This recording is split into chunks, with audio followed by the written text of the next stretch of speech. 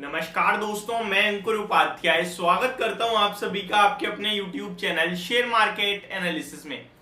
दोस्तों, एक ऐसा स्टॉक जिसने कर दिया है बड़ा धमाका। स्टॉक के क्वार्टर 4 के नंबर्स आए हैं और नंबर्स बहुत ही तगड़े दिख रहे हैं। स्टॉक का प्राइस 6% ऊपर है। साथ ही साथ कंपनी ने डिविडेंड दिया है और जो डिविडेंड है वो लगभग 5% का सिंगल क्वार्टर में डिविडेंड दे दिया आप सभी को। बिना किसी देरी के वीडियो को आगे बढ़ाते हैं, स्टॉक के बारे में डिस्कस करते हैं, लेवल्स डिस्कस करते हैं, एंड रिजल्ट्स के बारे में आप सभी को बताता हूं, एंड डिविडेंड के बारे में भी शेयर करूंगा। एक चीज क्लियरली बता दूं, ये कोई बाय या सेल की वीडियो नहीं है, ये आपके लिए जो इंफॉर्मेशन आई है वो शेयर कर रहा हूं। बस स्टार्ट करते हैं। पहले स्टॉक का नाम समझ लीजिए। स्टॉक का नाम है बैंक ऑफ महाराष्ट्र। दोस्तों, इस कंपनी के जस्ट अभी 1:54 का समय हो रहा है, 1:50 के समथिंग कंपनी के नंबर्स आते हुए दिखे हैं बैंक ऑफ महाराष्ट्र के, और स्टॉक अपने रिजल्ट्स के बाद लगभग 6% ऊपर है। 29.40 पे ट्रेड कर रहा है। 29.75 का जस्ट अभी हाई लगाया है। स्टार्टिंग से ही दिन के दौरान आज स्टॉक हाई ही लगा रहा था और अभी एक शार्प अपटिक आया है जैसे ही नंबर आए।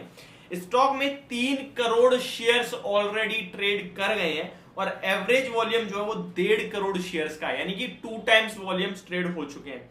इस शेयर की बात करूं तो रिसेंटली आप सभी ने देखा सारी की सारी पीएसयू बैंकिंग स्टॉक्स में बड़ी तेजी बनी थी। उस तेजी में इस स्टॉक का नाम भी था। लगभग 6 महीने में आपके लिए 45% के रिटर्न्स हैं, एक साल में 86% के रिटर्न्स हैं। बाकी ज्यादा बड़ा चार्ट करेंगे तो ज्यादा कुछ दिखेगा नहीं। 2 साल में आपके लिए 25% के रिटर्न्स, एंड आपके लिए 10 साल में ऑलमोस्ट 5 साल में आपके लिए 114% के रिटर्न है। 10 साल की बात करूं तो नेगेटिव रिटर्न्स डिलीवर करें। इसीलिए छोटी बैंक छोटी है, दिग्गज ही होती है। अब आपके साथ पहले रिजल्ट्स डिस्कस करते हैं, उसके बाद लेवल्स पे आएंगे। तो दोस्तों, रिजल्ट्स की बात करें तो कंपनी का जो स्टैंड अलोन नेट प्रॉफिट है वो डबल से भी ज्यादा ऑलमोस्ट होता हुआ दिख रहा है। 355 करोड़ के सामने 840 करोड़ का नेट प्रॉफिट पोस्ट करा है। मतलब तगड़े नंबर दिख रहे हैं बहुत ही ज्यादा। 355 करोड़ के सामने 840 करोड़ का प्रॉफिट है। आगे अगर इंटरेस्ट की बात करें कि बैंक एक ब्याज कमाती है, बैंक के लिए सबसे इंपॉर्टेंट ये, तो इंटरेस्ट की बात करें तो लगभग 3426 करोड़ के सामने 4495 करोड़, यानी ऑलमोस्ट 4500 करोड़ का इंटरेस्ट अर्न करा है बैंक ने।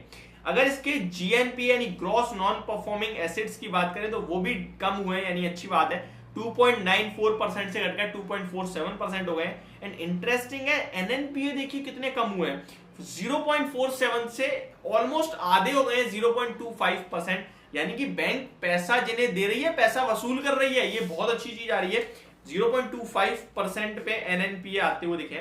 साथ ही साथ कंपनी ने ₹1.30 का डिविडेंड अनाउंस कर दिया है। जो कह रहे हैं अरे भाई ये तो यार ₹1.30 का डिविडेंड है तो बहुत कम है, कम लग रहा है, तो मैं आपको बता दूं ये ₹1.30 का मतलब है 5%। यही ₹1000 का शेयर होता तो ₹50 डिविडेंड हो जाता, क्योंकि कंपनी का भाव जो है वो 29.4 रुपीज का है और स्टॉक ने ₹1.30 का डिविडेंड दिया है, जो कि 5% के समथिंग होता है ऑलमोस्ट। आगे बात करें तो bank approved raising capital up to 75 billion rupees, 7,500 crore का कैपिटल रेज करने की भी तैयारी कर रही है बैंक, जिसको अप्रूवल आ गया है। प्रोविजंस की बात करें ये थोड़े से बढ़ते हुए दिखे हैं, यानी कि जो पैसा प्रोविजंस है, जो पैसा वापस नहीं आया है वो थोड़ा बढ़ता हुआ दिखा है। 539 करोड़ के सामने 545 करोड़ के प्रोविजंस हो गए। बट ओवरऑल ये नंबर बहुत शानदार दिख रहे हैं और इसी के दम पे स्टॉक का भाव भी आपको शानदार दिख रहा है। टेक्निकल टर्म्स पे बात करें तो 1 मंथ के हायर एंड पे आ गया है।